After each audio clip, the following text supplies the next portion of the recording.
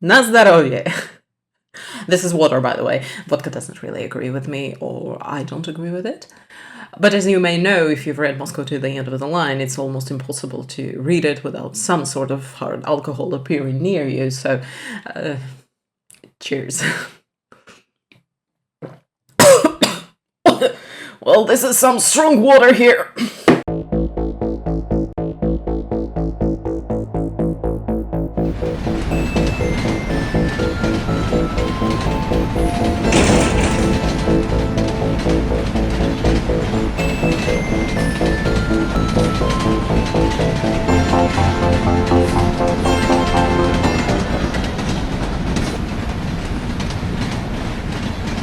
Venedikt Yerofeyev is not your typical author. In order for you to be considered a writer in USSR, you needed to have been part of the Soviet Writers' Union, which Yerofeyev never was. He was born in 1938 up north in Karelia and spent most of his childhood in an orphanage until he moved to Moscow.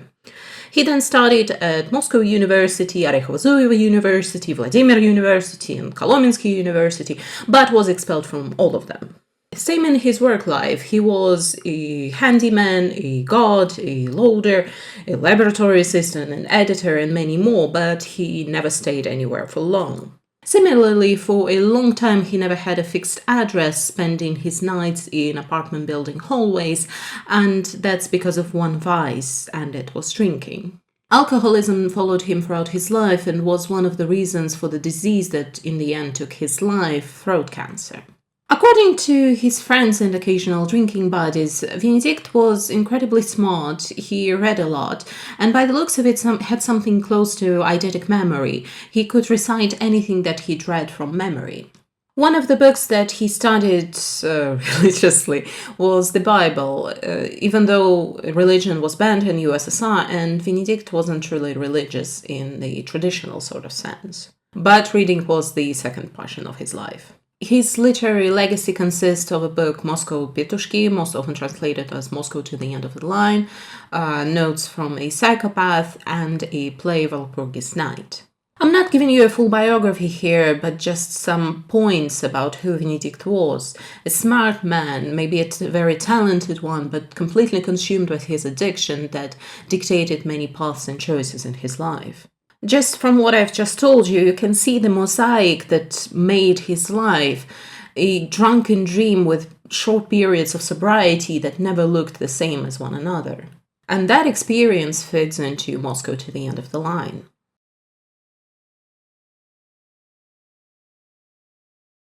The protagonist Venya wakes up in an apartment building hallway after a 6-day bender.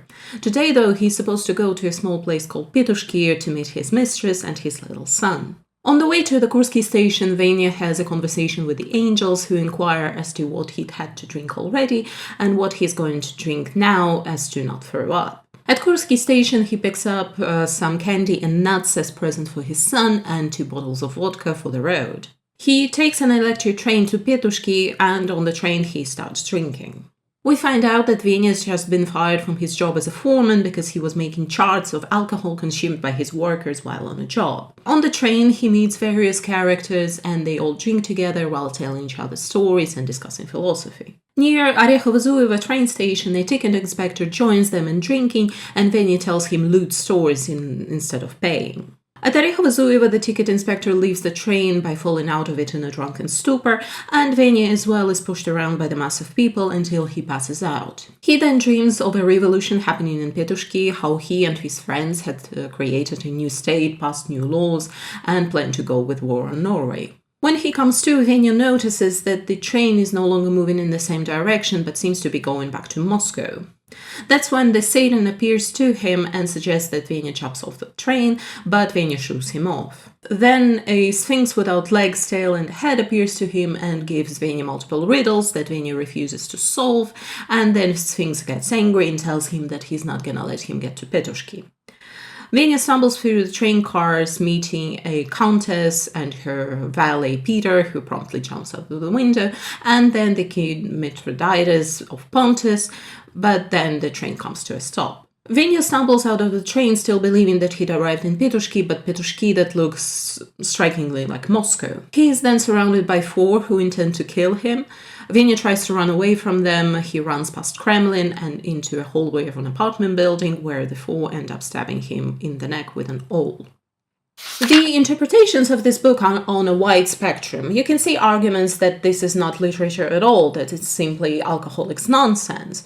And on the other side of the spectrum, you see people who analyze every sentence, every word, coming up with commentaries 4 times longer than the book itself, and coming up with newer and newer theories. And both sides of these arguments are understandable.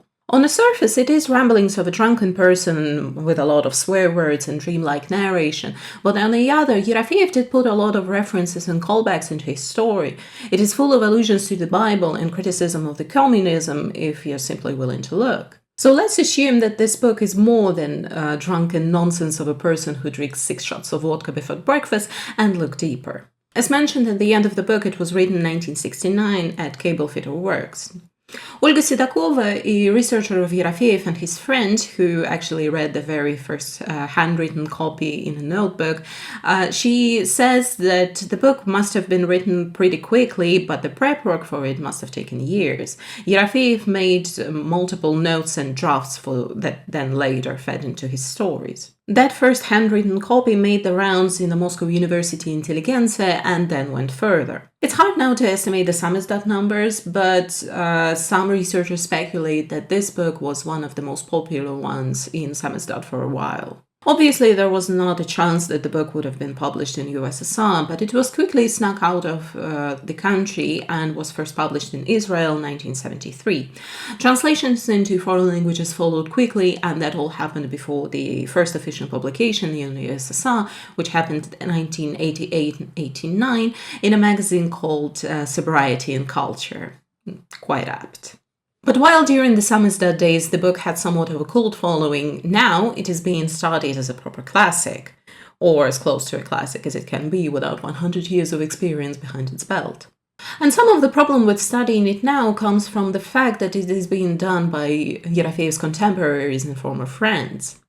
I'm not saying that they're necessarily overhyping the book, but the objectivity can get lost sometimes. I see it especially when new and younger reviewers review it and they are not so enamored with the book. These researchers get a little bit defensive. Because they knew Yerofeyev, they existed within the same group at the same time, so it carries a lot of nostalgia for them. And so any negative review of the book gets pushed down, and that's not necessarily healthy, and we need to look at our media more critically than that. I'm personally not overly hype about the book, but I'm not willing to dismiss it altogether. I see talent here. Fundamentally, it works. I just have trouble with distinguishing the message. And that brings us to the conversation about style, because maybe the message doesn't really matter. These days, Moscow to the End of the Line is considered the first example of postmodern literature in Russia. The very definition of postmodern is a little bit fluid. I've seen arguments made that Nabokov's Lolita is postmodern, which I never would have done, but I would agree that some of other Nabokov's works might be. Some of the more conventional postmodernists are somebody like Joseph Heller, Kurt Vonnegut, Thomas Pynchon, and Willie Gaddis, amongst others. I also love that Don Quixote is also considered postmodernist, even though it came out like 4 centuries before that. Postmodern came from modern as a reaction to it, and they share some similarities, but the definition that I like for postmodern is that it embraces the chaos and uncertainty of life and plays around with it. The common traits amongst postmodern literature are irony, playfulness, and black humor, intertextuality, pastiche, phenomena, fabulation, fragmentation, metafiction, hyperreality and magical realism, and maximalism or minimalism. And not every postmodern book is going to have all of these traits, but if you've read Moscow to the End of the Line, you should be able to tick some of these off already. Most prominent are irony and intertextuality. Pastiche can be seen in multiple switches of the genre. There is at least one example of metafiction, and arguably it is either magical realism or hyperreality in the second part of the book. And some might say that the postmodern literature is no longer about the plot, but about the interaction of the reader with the text, with the words. That's why intertextuality is so important, taking already existing works and reshaping them and reformatting them and adding a new meaning. Postmodern can also be viewed through the lens of the death of the author, and thus the authorial intention no longer carries the same weight, and it's up to us as a reader to derive meaning. So maybe it doesn't really matter that there is very little in terms of plot, and it doesn't really matter that we don't come from Yerofeyev's generation and don't get all of the references, if we can derive our own meaning from it. And obviously, the postmodernist label has been applied to the book retroactively. Yerofeyev didn't know about postmodernist literature, as it simply was not allowed in USSR. The only style allowed in USSR was the socialist realism.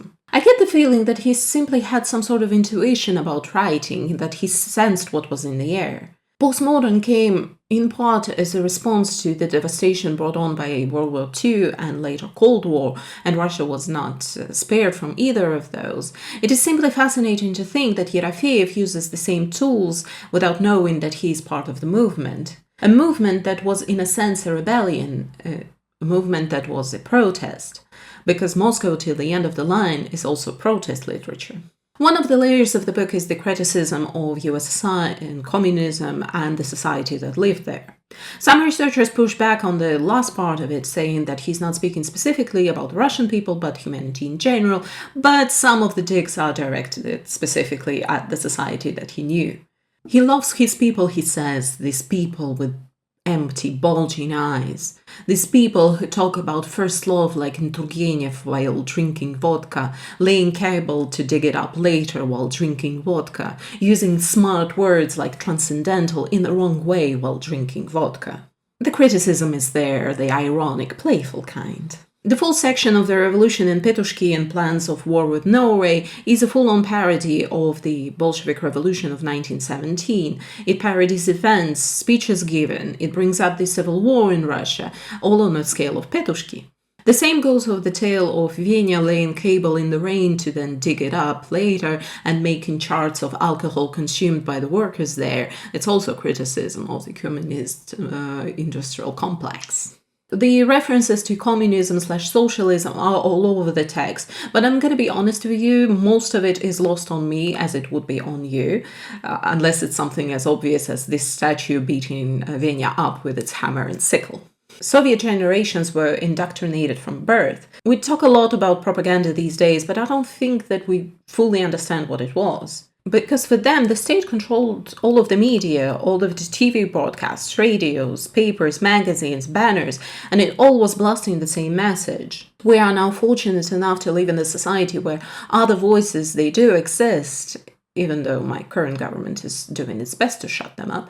But the Soviets had no option. My dad always says that it was okay living in USSR if you could shut your ears off. Because the message was blasting from every iron, as we say here. But even if you choose not to watch TV or read the papers and risk by reading some is that they will get to you at work with softer versions of Timecodes of hate. And all these banners, slogans, mottos, paper headlines, quotes from speeches, they are sprinkled out throughout the book and made fun of. The obvious one as an example is the direct quote from Lenin here, the top strata could not and the lower strata did not want to. So if you can get a copy of the book with commentary in it, you will see these things pop up in the most unexpected of places. So one couldn't really get away from propaganda, and yet Yerofeyev shows us one of the ways to escape it, and it's alcoholism.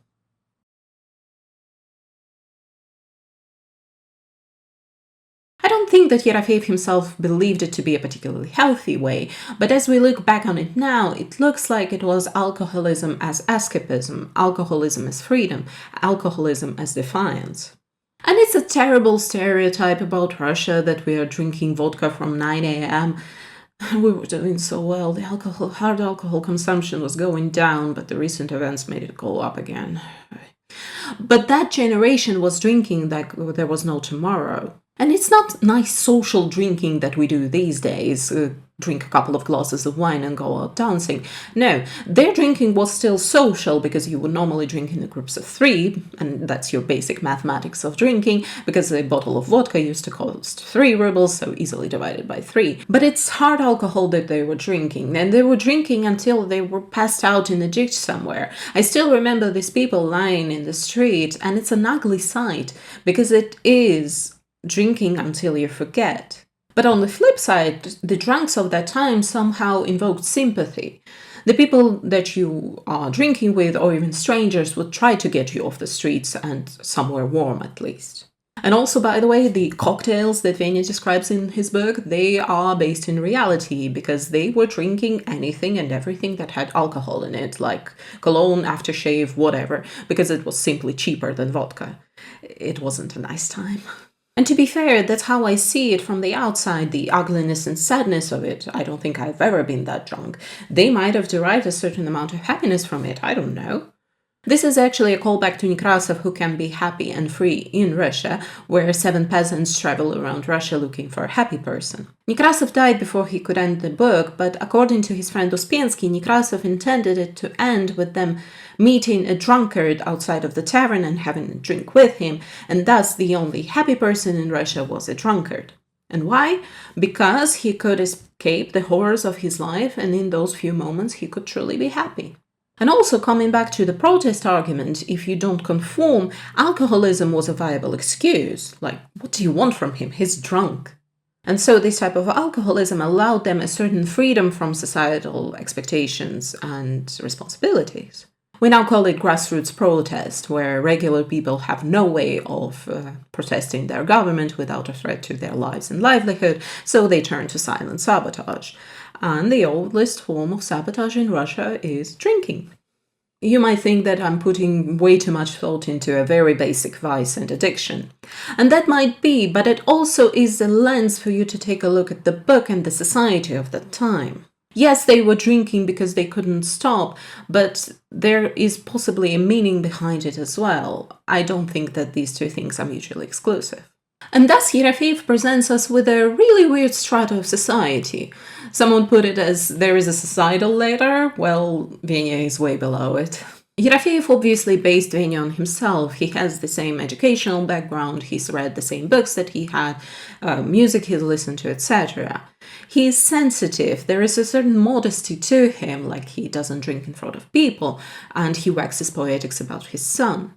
But at the same time, he's a drunkard, a foreman, a man who travels to Petushki to meet with his mistress. And because of these contradictions in Venya, the character, the narrative style is also all over the place. He can switch from Hiccup's metaphor into discussing Immanuel Kant. He goes from very formal speech patterns and then falls into obscenities in the very same sentence. And the formal speech is employed to discuss topics that would normally call for everyday language rather than pathetics, like this passage about vomit, for example. And he swears. There would be a whole paragraph about something or another, all formal language or normal language, whatever, and then he would start swearing out of nowhere, like proper swearing, the one that I would have to bleep. And it especially comes out of the blue when he's discussing his mistress. He calls her all possible names that you have in your swear vocabulary. But that's needed to highlight the contradictions in Venya. He can be a swearing alcoholic one moment and an intellectual who's read an entire library the next. And that's why the book is full to the brim with references to books, philosophers, the Bible, and communist slogans, etc. We'll talk those in a moment, but first let's discuss the obvious inspirations and references for the book. The very title and the format are an obvious callback to Radishev's journey from St. Petersburg to Moscow, where a person also travels along from one city to another and from his train card sees the horrors of life in Russia. In Yerofeyev's story, it's now people who are traveling from Moscow to nowhere. Yerofeyev also structures it the same way around every chapter is named after a location, a train stop. Another callback is to Gogol's Dead Souls. Yerofeyev's book is now the second poem in prose in Russian literature. That label also allows us to switch our attention from the plot that would be traditionally important in a novel to the protagonist, his feelings and introspections, but also to the form and the language of the book. But while the poem in prose or psychological essay is the overarching genre, it's not the only one. Remember intertextuality and pastiche? Well, here it is. The book starts as memoirs, a poem in prose, but it also holds a detective story when Venya tries to figure out who stole his vodka, an industrial novel with the story of how he got fired, a travel essay with his imagined travels around Europe, a parody of 1001 Nights with the ticket inspector, the lyrical stories when they all try to tell stories of love, but also ironic dystopia with the revolution in Petushki, ironic mystery with the Satan, surrealism with the Sphinx, and straight-up horror in the final chase scene. You can also add a culinary book with the various cocktails that Venya talks about, and a sprinkle of erotica with the tales that Venya tells the ticket inspector. But also overarching, the first part of the book, while still a poem, has a certain level of realism to it. It all changes at the Orekhovo-Zuyeva station when the ticket inspector leaves. That's when the reality shifts. What happens next is surreal. We can find reasons in reality, like Venya could have been pushed out of one train onto another, but it doesn't really matter. The narrative here changes. We are no longer dealing with reality. The only surreal element before it is the angels that Venya talks to, but those could have been explained as the figment of his imagination. Everything that happens after Orekhovo-Zuyeva is not real. It's a dream, it's a delusion. It's something completely and utterly surreal. The references in the book are overflowing. I've browsed through the commentary book that is 4 times longer than the original source. It's fascinating. If you remember the intertextuality argument from the postmodern literature, then it makes sense. And still, these are some, not all, authors and books mentioned or referenced in the book. These are philosophers and philosophies. These are artists. These are historical figures. And that's not mentioning historical events, landmarks, and references to the Bible. References to literature, they vary. Sometimes it's direct quotes, sometimes it's altered quotes, and sometimes it's references to the author's biographies, for example. And as any good postmodernist, Yerofeyev weaves them all together. For example, here, it is at the same time referencing Jesus, the Little Prince, and Hamlet. The biblical references, allusions, and direct quotes, they are also sprinkled throughout the book. They obviously pick up in numbers and directness as we get closer to the end of the book. Some of them are quite obvious, even for me who's never read the Bible, like the Star of Bethlehem, the Book of Life, the 40 Days reference in the 40 Steps, or the Talitha Kumi motif that is sprinkled throughout the book. There are at least 20 allusions or variations of the phrase. Then there are references that are a little bit more obscure and far-fetched that I've read about in that commentary book, but at the same time, who am I to say that? According to Yerofeyev's friends, he knew Bible by heart. He could quote passages from it from memory. So if you see something that looks like a biblical reference, it likely is. Yerofeyev wasn't religious in the sense of following the rituals, but he was a believer. So the book carries religious motives whether we like it or not. But the sheer number of references to literature, landmarks, Bible, historical or military conflicts, it can feel overwhelming. The best view on it I've seen is to treat it as a game. Imagine that Yerofeyev did put all of these references in the book, and it's now up to the reader to find them. Because there is a certain sense of satisfaction that comes from saying, oh, I get that reference. But all these references and callbacks, they are a tool, not the goal. I like the way that Igor Sukhich put it. If everything can be a quote, or it may not be, then unfolding in a number of quotes and in general cultural or biographical subtext does not solve the problem of interpreting the world of the poem as a whole. So let's look at what the poem means then. The plot is centered around a journey, but it is a journey with a destination that is not real. The book also has a cyclical structure. We start on the stairs of the apartment building with the thoughts of the Kremlin on the way to the Korsky station, then along the railway until Orekhovo-Zuyeva, where we start going back, along the same train station, past the Kremlin, and onto the stairs of the same apartment building. Venya repeats the same steps down to the turns that he takes, and seemingly by the end he's telling us this story from beyond the grave. So how real is any of it then?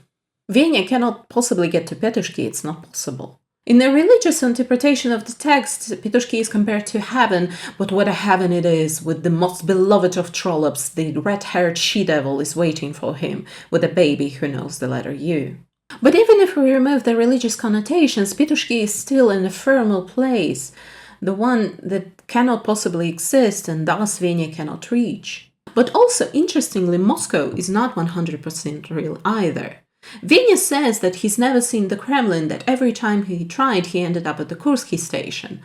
What the hell is that? Moscow without the Kremlin is also translucent, shimmery, not a real place. The only real place is the train then? Or is it just Venya? Or is he even? Venya carries the same name as the author. He borrows a few of his biographical details, but equating him to the author would be false. He's still a character. In the same vein, in the religious reading of the text, there is a certain temptation to compare Venya to Jesus, but it's also likely not the correct interpretation. Even if some quotes and references might point to it, there are others that point to his child being compared to Jesus. For example, Venya brings him nuts as gifts, just like the wise men did. Comparisons to Jesus come from the journey that Venya takes, starting with his homelessness, the 40 steps of the apartment building instead of the 40 days of fast. The feast on the train replaces the Last Supper. There is even a temptation by the literal Satan. And in the end, Venya cries out to God in the same words that Jesus did. In a sense, the journey that he takes is a test of faith. But even though there are comparisons that you can draw between Venya, the author, and Jesus, there are things that differ them from one another. The most universal allegory that you can draw for Venya is comparing him to a holy fool, the one that travels around preaching to anybody who would listen, but nobody truly believes him. Venya has a moral that he preaches. He points out the vices in humanity, but he is no saint himself. But if we go down the secular interpretation, then Venya could be compared to the little man type, somebody like Raskolnikov from Crime and Punishment with his strong philosophies, or Akaky Akakiyevich from Gogol's The Overcoat, someone downtrodden and picked on by society. That's actually one of the themes for Venya, the cruel world who lacks sympathy and kindness to those in need. He carries his humiliation with a head held high, constantly defying the world around him, but also asking for compassion from it. That's one of the Christian virtues that Venya believes in. It's the Christian moral of pain and mercy. He asks for it, he pleads for it. And thus there is a character, one against the world, crying out to God, asking for mercy, but not getting an answer. Because it also ties in with the theme of silence that actually has a mirror structure. First, Venya ponders what he's going to say to God when asked what his life was like, and he thinks that he's going to say nothing. And later he calls out to God, asking for mercy, and his only answer is angels' laughter and God's silence. His plea is answered with silence. So if you're looking for a theme, this is it. A man's plea for compassion and the silence that answers him. There are a lot more trivial questions that the researchers are trying to answer. Who are these four who kill Venya? What is the meaning behind the letter U? Was it all a dream or a delusion? And they do find the answers, but I don't think that it matters in the end. The text does not give us concrete answers, so it's all speculation. And what you got from the text, how you interpreted it, will or will not answer those for you. Were these for the four horsemen of the apocalypse, the angels, Marx, Engels, Lenin, and Stalin, four randos? Well, it's up to you. I'm not going to sit here and tell you how you should read the book. I don't think I fully get it either. If you want to read it simply as drunken ramblings, I'm not going to stop you, but I still feel like there is more there, even if it's not enough for me to say that I've loved the book. But it definitely was an interesting one for me to research and try to dissect. I thought it would be an easy one for me to talk to you about, but I've spent more time on it researching and scripting this video than I've done for most of my videos on this channel. But if you choose to read it, I would suggest that you find a copy with commentary in it, because it's going to give you a more complete picture of it. I know that they've done commentaries in English, by the way, so those exist. And by the way, I was talking to a friend of mine, I was telling him about the book, and he was like, I know I have not read the book, but I've definitely been on this train from Moscow to Petushki, and I was drinking on it. I was like, shit. I took the same train to get that B-roll for my intro the other day, and I'm sad to say that the characters that Venya travels with, they're very much still there, even now. Looks like nobody can really get to Petushki, huh?